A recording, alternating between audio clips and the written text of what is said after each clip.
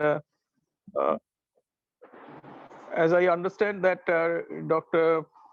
Padmashree, Dr. Shashank R. Joshi, who created this presentation, Importance of Suryanamaskaram in Prevention of Metabolic Disorder, Lessons from Charaka to Hall, Rosbach, and Young. And he is not physically present right now, and he requested Dr. Shambho Samrat Samazdar, who is a clinical pharmacologist, who is attached to School of Tropical Medicine now, and he will be rather speaking using the same set of slides that Dr. Shashank Joshi has developed. But we have been told that Dr. Shashank Joshi will be joining soon, and so that if there are questions, comments, and the matter can be discussed further, and Dr. Shashank Joshi will be there to share his wisdom. So this is one thing.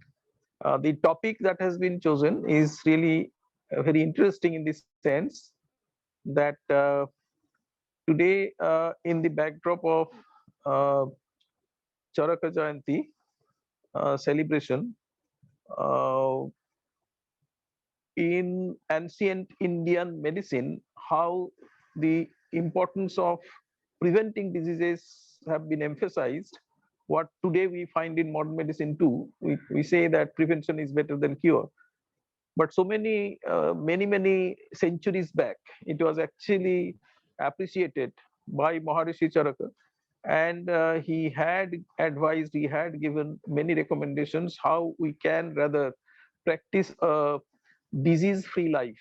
Okay, and as has been mentioned by Dr. Mandal and later on by Dr. Siva Prakash and also Dr. R.A. Acharya, Rabindranath Acharya, that the uniqueness in the ancient medical science of India, which is uh, very own to India, okay, that it is more of a wellness science, okay, rather than uh, revolving around diseases.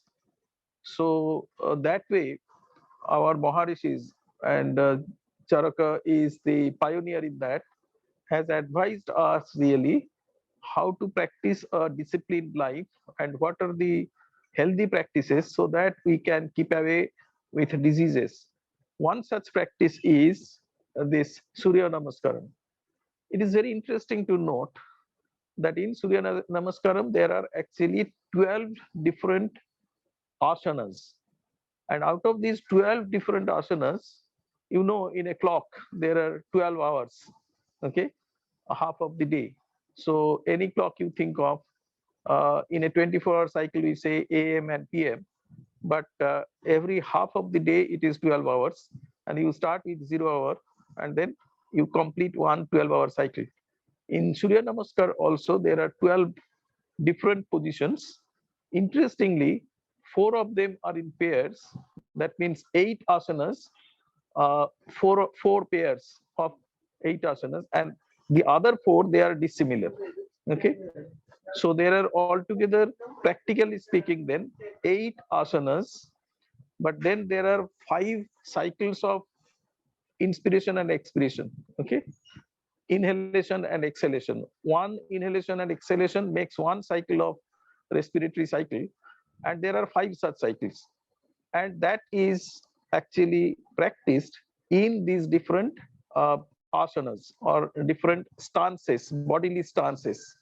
Okay, so it is, you can possibly, which was actually prescribed so many centuries back, and in modern science concept and philosophy we can well appreciate that how relevant these could be, and we can appreciate that these practices, okay, how they can actually modulate or they can actually discipline our physiology in terms of the homeostasis, okay, uh, whether it is chemical homeostasis, whether it is barohomeostasis, okay. So all these, how it can get our internal body system functions to function in a symphony, to function in a orchestrated manner, and uh, and actually tune our systems in a manner so that we do not fall sick. So that is the crux of it. And then we'll try to listen from Dr. Somasda with the series of slides, how it has been actually presented, that how more categorically, more specifically, Surya Namaskar practices these 5 cycles of respiratory cycles in uh, 12 different asanas, not really 12 different, 8 different asanas, because 4 asanas are in pairs, 4 in the starting and 4 in the towards the end. That means 1, 2, 3, 4, and 9, 10, 11, 12. They are same. While uh, 5, 6, 7, 8, they are dissimilar, they are different. But one complete cycle, this sequential 1 to 12, that makes one complete cycle. And for that, you need to complete 5 respiratory cycles, 5 inhalations and 5 exhalations. And how that is orchestrating our metabolic function, that's what we are going to listen to. To me, it seems extremely scientific, and this is how, in the lens of modern medicine science, how we are looking at the principles that our ancestral forefathers, led by Maharshi Charaka, had actually prescribed so many centuries back. So with this few words, let me now stop and request Dr. Shambho to share with us what Dr. Padmashree, Shashank or Joshi had to share. Thank you very much. Over to Dr. Shambho. Thank you very much, sir, for your this beautiful introduction to this subject. And this presentation is actually prepared by myself. Dr. Shashank Joshi, sir, actually inspired me to learn a little bit on this topic. So I am really thankful to Professor Shashank Joshi, sir, for giving his input. As we are talking about Suryanamaskaram, the Surya, the sun, starts with S. And today is India's 75th Independence Day. We must appreciate that India is always fortunate to have a very strong background in both science and spirituality.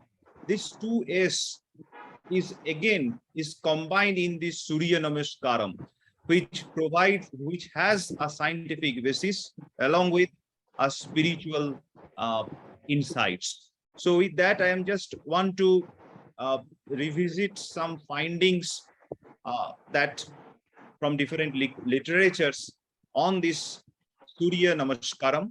First of all, for next 10 to 15 minutes, we'll discuss about the relationship between sun and we. Then we'll talk about the biological clock. Then what is actually the Suryanamaskaram? And finally, the effects of Suryanamaskaram on metabolic health. So when we are talking about sun and we all know that from long back, maybe 3,000, 4,000 years back, our morning starts with Suryanamaskaram. But yes, today we forget to do that. But it is very important to note that sun is the only source of light and heat for us as we are living in this planet Earth. And the problem is that it is present periodically. So here, when we are talking about only source of light, maybe for last 100 years or 150 years, when the light, the artificial light is discovered, this relationship little bit hampered. And we are not now solely dependent on sun as a light source. And for that, there are lots of problems what we are having today, what we are perceiving today. Lots of metabolic dysfunctions are happening. Because of that, we are now using some light which is extra than sun.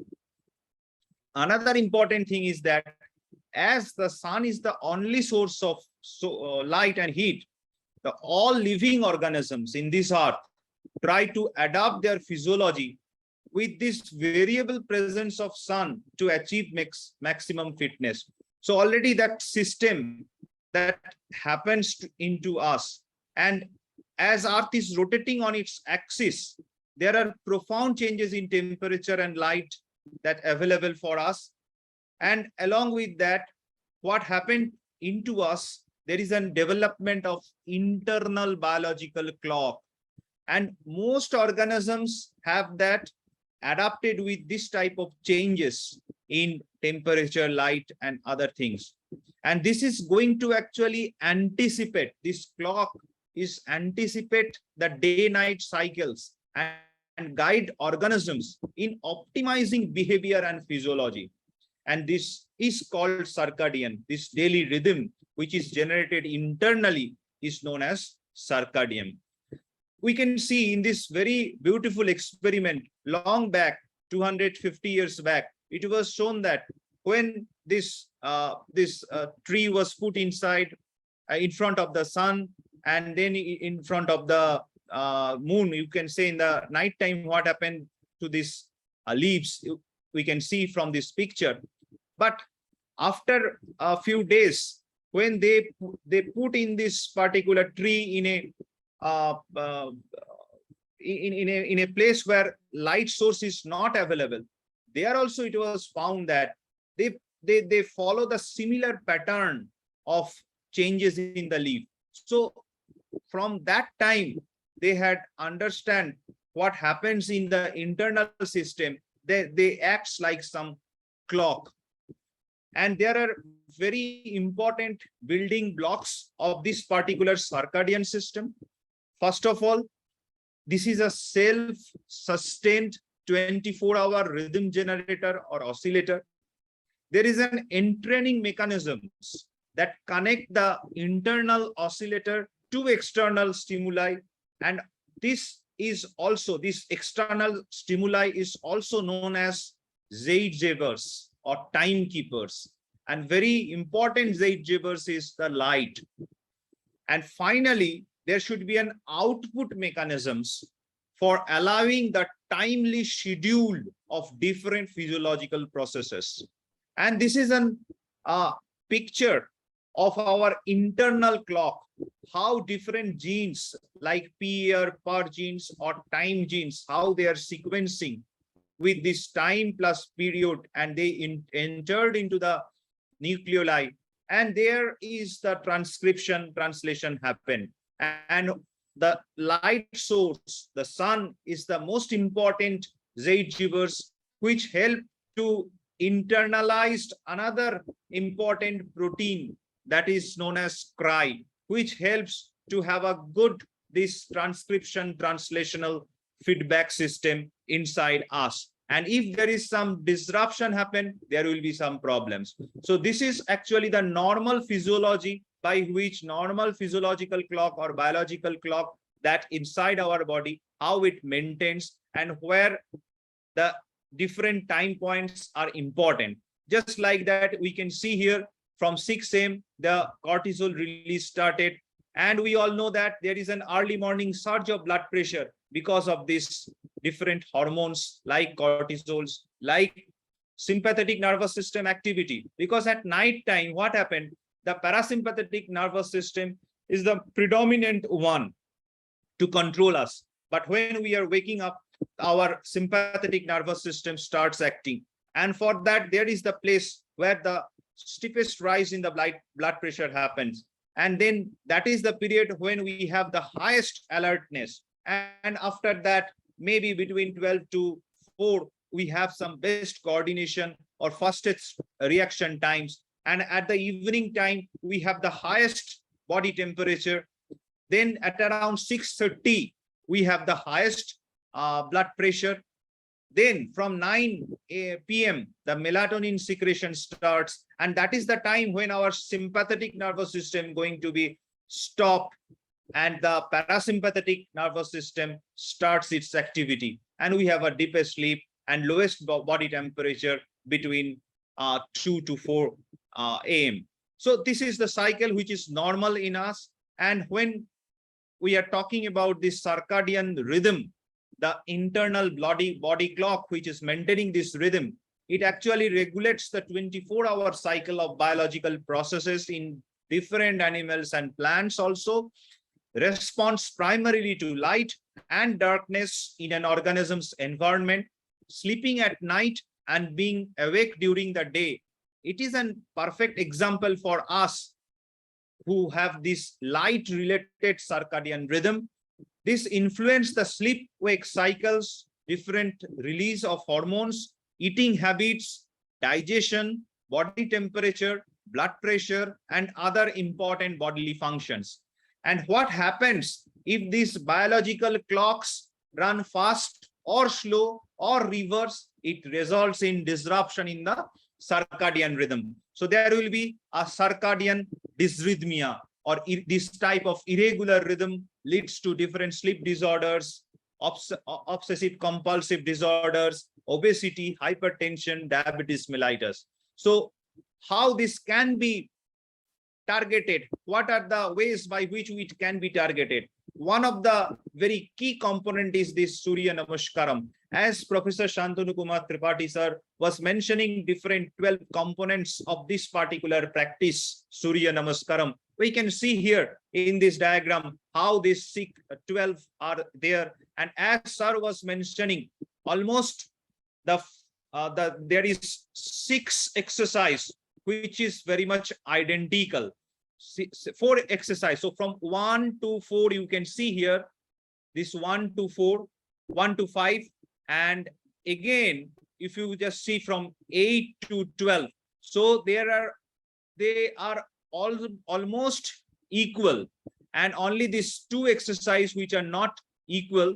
So 5 plus 5, and another is this 2.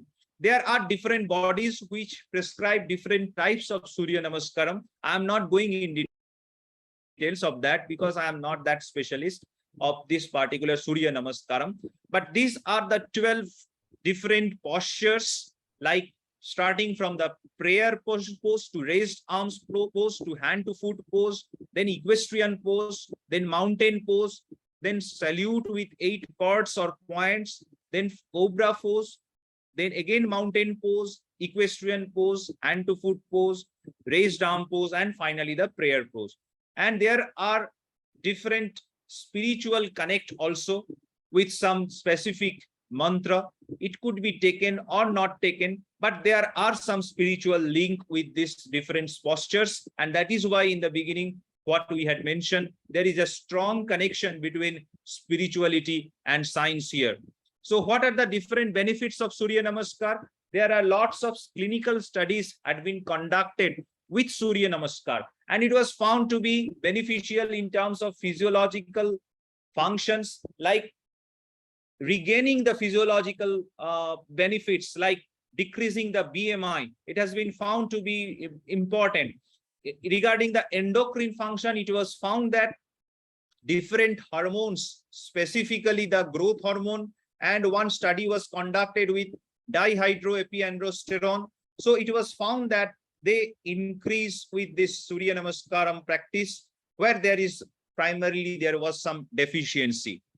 In patients who were suffered from acute coronary syndrome, it was found in a small subgroup, this practice reduces the cholesterol, triglyceride, and LDL level.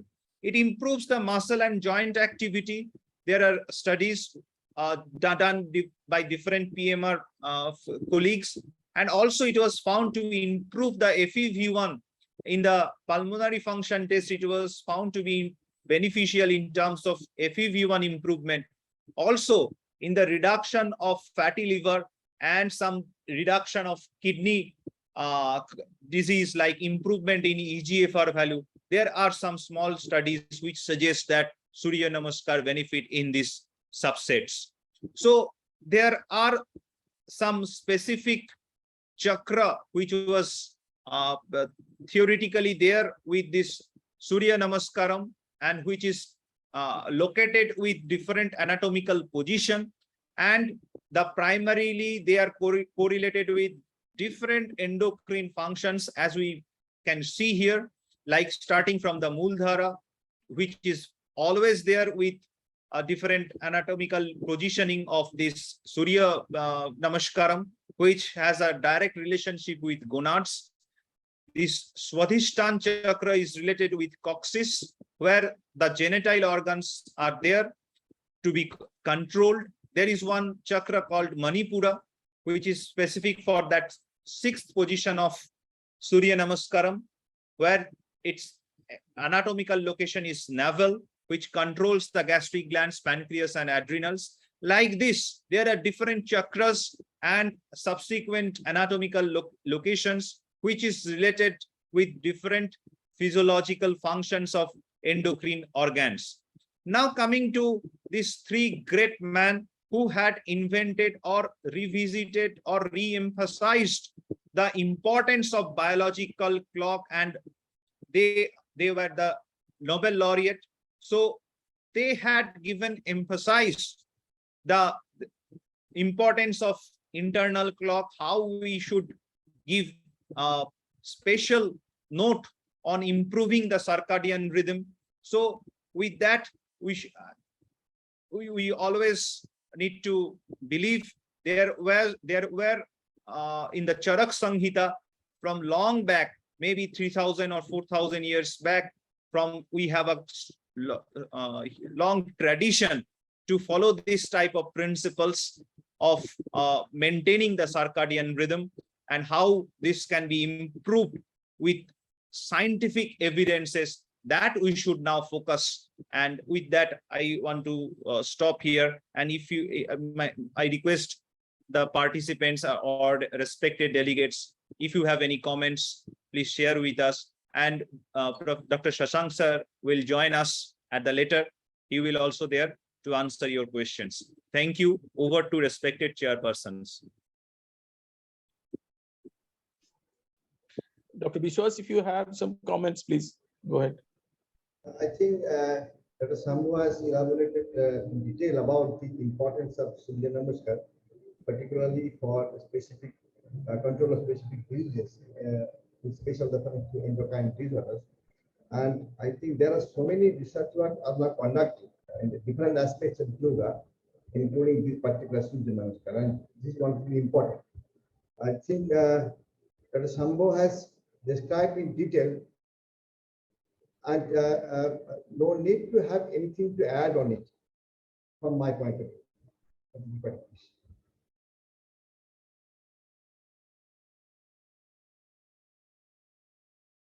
If there are questions and comments from the listeners, from the audience, and other experts who are there.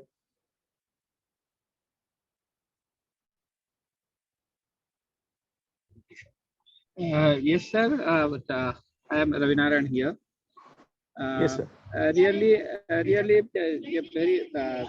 many scientific studies are also now on the process at SPSA University on this Suryanamaskar, and many other authors presented. Many studies are already published.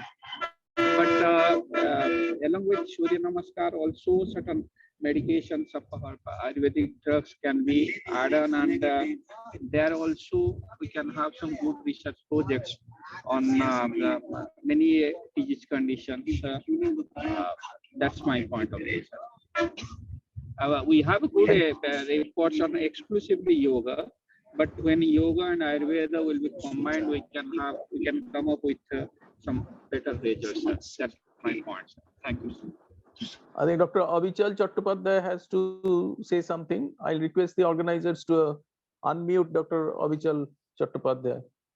And Dr. Lopamudra has raised a question: what are the contraindications of Suryanamaskar? So if Dr. Shambhu would like to very quickly respond to that, contraindications of Suryanamaskar. And meanwhile, I'll request the organizers to unmute Dr. Avichal Chattopadhyay. Yeah, sir, actually I had unmuted, sir. Dr. Avichal Chattopadhyay, sir, can comment. We can hear him, sir. Dr. Avichal, if you can come up, please. Yes, I am asking to unmute just for my lecture, next lecture. Okay, that's great. Okay. And regarding the contraindication, what I can yes. say, the specific musculoskeletal issues, we should advise our patients not to do this type of Suryanamaskaram.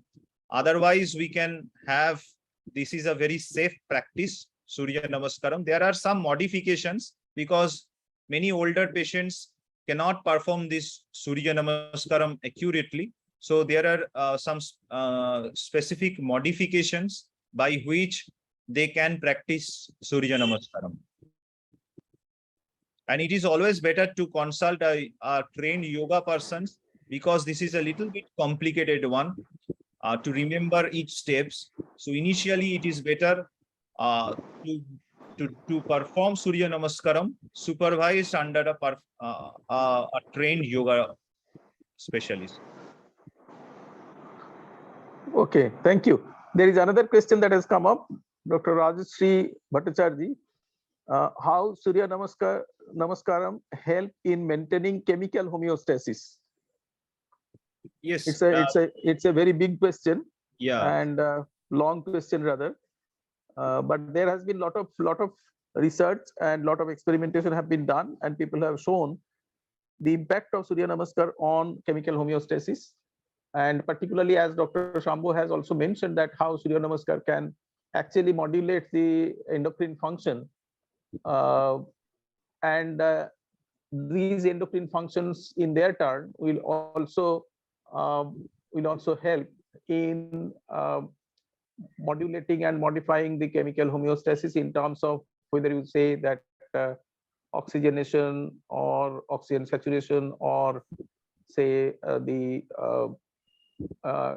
chemoreceptor trigger zone activation, etc., etc. Okay, pH of blood, all these can be impacted because they are so much interlinked and interrelated.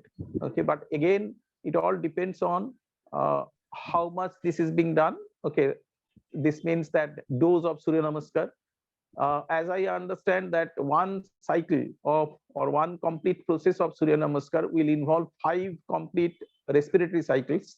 Okay, so 5 inhalations and 5 exhalations will make it a complete Surya Namaskar practice. And as we know, the respiratory rate is around, say, 20 per minute. So truly speaking, 20 minutes, 20 complete respirations. So that means 1/4 of that would be required. 1/4 of that would be required, in fact, to complete. So now the question is, although the very name suggests sun salutation or Surya Namaskar, that as the sun is rising, that may be the right time, or that has been otherwise prescribed at the right time for Surya Namaskar. But then in other times of day, if the Surya Namaskar is practiced, how it is going to impact? There has been a lot of work already done in the literature, but it is also an interesting area for further research also. I was just wondering how the Surya Namaskar practice could also try to impact on the autonomic function, okay, of our system, the autonomic neurofunction, how it can be modulated. As Dr. Shambhu has mentioned, that the night time is the time for the parasympathetic function, and the daytime is more for the sympathetic function. But that doesn't mean that in the different day or night, the other system of autonomic, whether it is sympathetic or parasympathetic, that remains totally subdued or totally not functioning. That's not, but it is a kind of maintaining a balance, and whereby the dominance of parasympathetic is during the night time, that is rest and digest, and the dominance of sympathetic is during the day. But how one can discipline that also, and through disciplining the autonomic system, how you can also otherwise govern, although autonomic is self-governing, but how you can also help your lung and the heart function, and the GIT, all those viscera, all those organs that are otherwise activity of which are controlled by the autonomic system, how that can be to a certain extent through the Surya Namaskar practices, how that can be disciplined, how that can be orchestrated in a manner or tuned in a manner, so that ultimately benefits the practitioner of Surya Namaskar.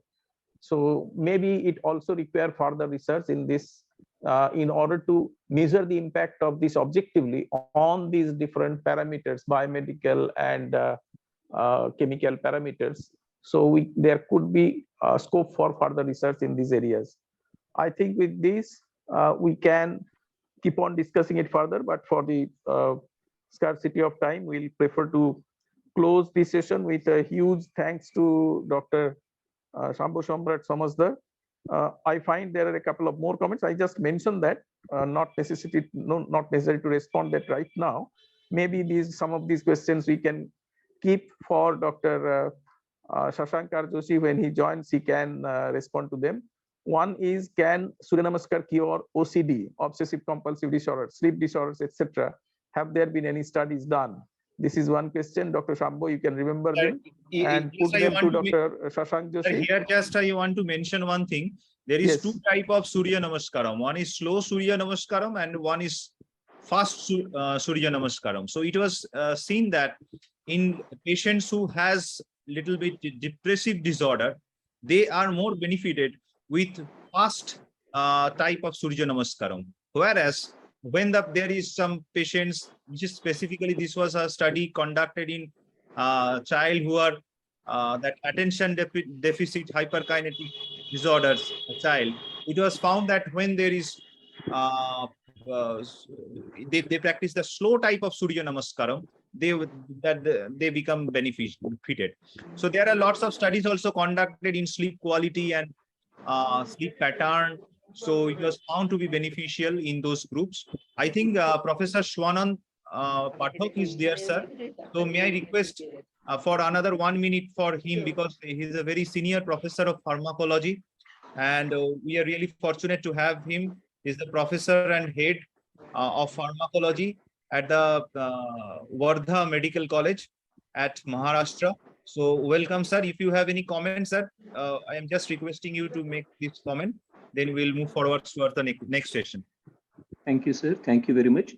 I will be very quick in my comments, since we are already being late, or we want to move quickly to the next of the presentation. Sir, just a couple of our experiences as far as the Surya Namaskaram is concerned.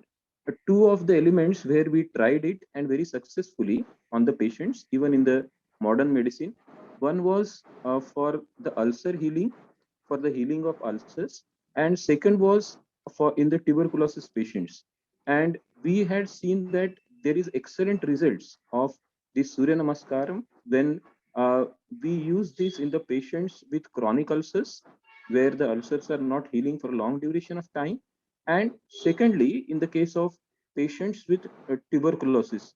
In patients with tuberculosis, it works very excellently. Probably this is what is an helicotherapy, which was developed in the modern medicine also, in the form of the sun bath, in the form of the using of the energy or the rays from sunlight early in the morning. And secondly, just our experience that in some of the patients, as being rightly mentioned, if the patients are very old, then it becomes very difficult to have that posture, standing postures, and the other postures of Surya Namaskar. For them, a chair Surya Namaskar is another of the methodology that is being developed, and that is something which is very convenient for old patients. I will say the patients who are 65 plus, if they are not able to go for the Surya Namaskara or the typical Surya Namaskara, this is the modification which is there, the chair Surya Namaskara. Even all the steps which are there in the Surya Namaskara can very well be performed while the patient is comfortably being sitting on the chair. So these are some of our experiences, my experiences. Just I wanted to share with you, sir. That is all from my side, sir. Thank you, sir. Thank you very much. So as we are running short of time, we have to move forwards towards the next session. And the topic is the relevance of principle of treatment in Charaka Samhita in the present era. And for that, we have two distinguished chairpersons with us, Professor Paresh Chandra Tripathi, who is the ex-professor at the Department of Kayochikitsha, Institute of PG Ayurvedic Education and Research, Kolkata. Welcome you, sir. And second chairperson is our father figure, one of the father figure of Indian Pharmacological Society West Bengal chapter, Professor Sushanta Bandyopadhyay, sir. Professor Sushanta Bandyopadhyay was ex-director and medical education and ex-officio secretary of Government of West Bengal. Welcome you, sir. over to our respected chairpersons for this topic. Professor Shushanto Bandyopadhyay, sir, are you there? Sir, you have to unmute.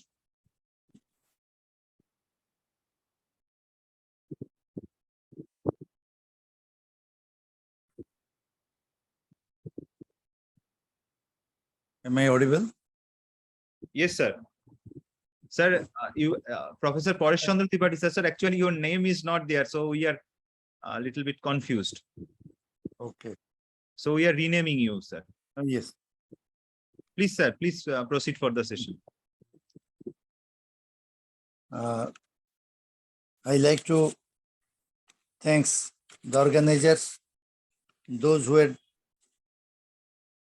taken the attempt to celebrate Charak Jayanti now, and I welcome all the distinguished professors, scholars, and Ayurveda loving persons present in this webinar. Ayurveda, the ancient Indian system of medicine, is a testimony of the golden era of Indian culture. Ayurveda is believed to come from the knowledge of Brahma and also believed to be a part of Atharva Veda. Acharya Charak was one of the principal contributors of Ayurveda, who lived around 200 BC.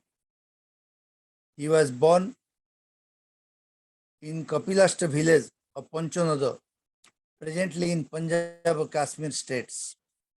Historians have different views on his biography, so I don't like to elaborate that.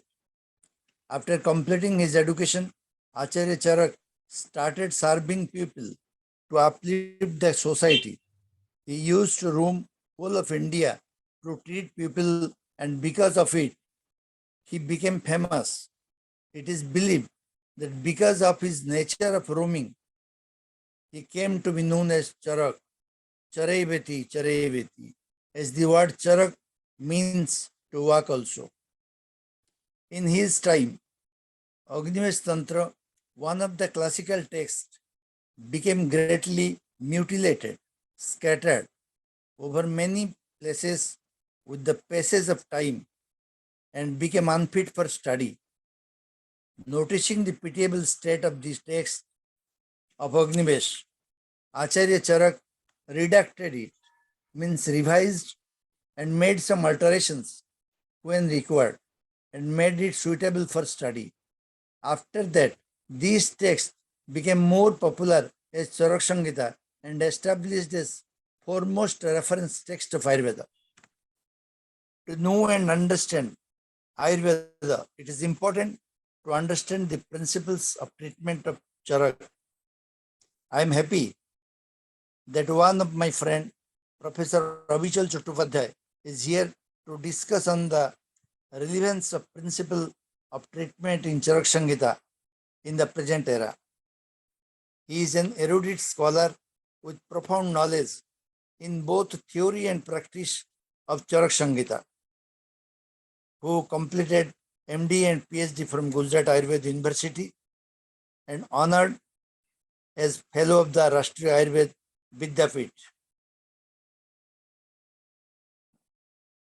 And he was a faculty of the Institute of Postgraduate Ayurvedic Education and Research in Kolkata, recently retired. He has guided many MD and PhD scholars and published many books. I'll be happy to be a student today to listen the lecture of Professor Chattopadhyay. I'll request Professor Chattopadhyay to speak. Before that, I'll request Professor Bandyopadhyay to say something if he is present here. Over to Professor Bandyopadhyay. Good afternoon, everybody. And I wish, first of all, everybody of this country the Amrit Mahotsav of 75 years of independence. It's really a great occasion for each and every Indian, And simultaneously, the tremendous coincidence that the